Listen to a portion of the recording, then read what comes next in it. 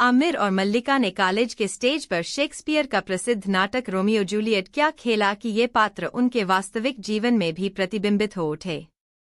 महीने भर की रिहर्सल उन्हें इतना करीब ले आए कि वे एक दूजे की धड़कनों में ही समा गए। स्टेज पर अपने पात्रों में वे इतने जीवंत हो उठे थे कि सभी ने इन दोनों का नाम भी रोमियो जूलियट ही रख दिया था।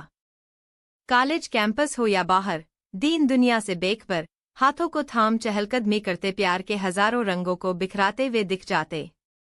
प्रीत की खुशबू से मदहोश होकर वे झूम उठे थे। जाति अलग, धर्म अलग, फिर भी कोई खौफ नहीं आंखों में। विरह मिलन की अनगिनत गाथाओं को समेटे इस दीवाने प्रेम को जाति और धर्म से क्या लेना देना था।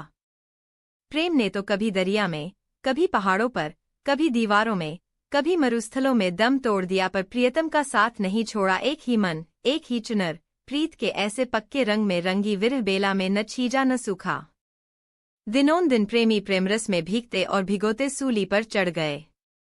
पर जाति धर्म की न समाप्त होने वाली सरहदों ने प्रेम युगल को शायद ही बख्शा हो। मल्लिका और आमिर के साथ भी कुछ ऐसा ही हुआ। पहले तो सभी इसे सहजता से लेते रहे, लेकिन जैसे ही इश्क के गहराते रंग का अनुभव हुआ, दोनों ओर के लोगों की तलवारें तन गईं। फिर प्यार भी कहीं छिपता है। यह तो पल भर में हर सिंगार के फूलों की तरह अपनी आभा बिखेरता है। बेहद सुंदर और प्रतिभा की मालकिन मल्लिका को पाने के लिए प्रोफेसरों से लेकर सजातीय विजातीय लड़कों में एक होड़ सी लगी थी। बहुत दीवाने थे उसके, लेकिन सबको अनदेखा कर उनकी नादानियों पर हंसती रही। जिसे भी मल्लिका पल भर को देख लेती वह निहाल हो उठता था। जिधर से गुजर जाती, लोग उसकी खूबसूरती के कायल हो जाते थे।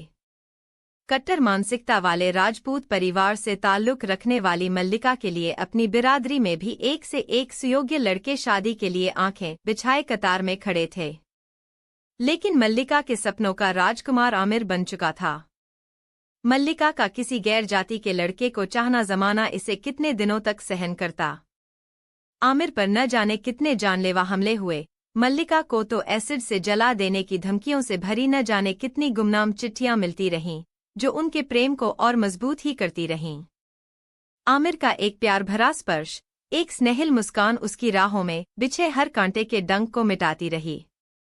आमिर के बारे में पता चलते ही मल्लिका के माता पिता ने अपनी लाडली को हर तरह से समझाया, अपनी जान देने की धमकी तक दी, पर प्यार की इस मेहंदी का रंग लाल ही होता गया। जैसे जैसे समाज के शिकंजे कसते गए वह आमिर के प्यार में और डूबती गई। एक हिंदू लड़की अपनी जाति बिरादरी के एक से एक होनहार और खूबसूरत नौजवानों को नजरअंदाज करके मुस्लिम से प्यार करे, हिंदू समाज को यह सहन कैसे होता। राजनीति का अखाड़ा बने कॉलेज परिसर में ही आमिर पर ऐसा जानलेवा हमला हुआ कि उसकी जान बाल बाल बची। मल्लिका पर भी तेजाबी हमले हुए। गर्दन और हाथ ही झुलसे। चेहरे पर एकाध छींटे पड़े जरूर, पर वे उल्टे उसकी सुंदरता में चार चांद लगा गए। पुलिस ने कुछ विरोधी हिंदू आतंकियों को पकड़ा, पर जैसा इस तरह के मामलों में होता है, सबूतों के अभाव में वे छूट गए। मुस्लिम समाज क्यों पीछे रहता, वह भी दलबल के साथ आमिर के बचाव में उतर आया। हिंदू मुस्लिम दंगा भड़कने ही वाला था कि मल्लिका और आमिर ने कोर्ट मैरिज करके दंगाइयों के मंसूबों पर पानी फेर दिया। मल्लिका के माता पिता ने जीते जी उसे अपने लिए मरा करार दे दिया, तो आमिर के घरवालों ने उसे अपनाते हुए धूमधाम से अपने घर ले जाकर उसका भरपूर मान सम्मान किया, जिसे उन दोनों ने कोई खास तरजीह नहीं दी। धर्म के सौदागरों के शह और मात के खेलों से वे अनजान नहीं थे।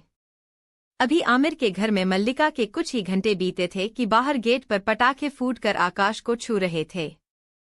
चेहरे को छिपाए 8 से 10 आदमियों का समूह चिल्ला रहा था, राजपूत की बेटी इन विधर्मियों के घर में। अकबर का इतिहास दोहरा रहे हो तुम लोग। राजपूतों का वह समाज नपुंसक था जिसने पैरों पर गिरकर अपनी बहन बेटियों को म्लेच्छों के हवाले कर दिया था। उसे किसी भी हालत में दोहराने नहीं देंगे हम। सुनो विधर्मियों, हमें नीचा दिखाने के लिए बड़ी शान से मुस्लिम बनाकर जिसे विदा करा लाए हो तुम सभी, उस म्लेच्छ लड़की को घर से निकाल बाहर करो। हम यहीं पर उसके टुकड़े टुकड़े कर देंगे।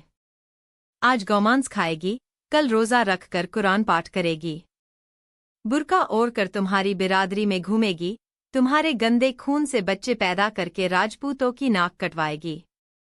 निकालो इसे, नहीं तो इसका अंजाम बहुत भयानक होगा। आज पटाखों से केवल तुम्हारा गेट जला है, कल बम फोड़कर तुम सबको भून डालेंगे।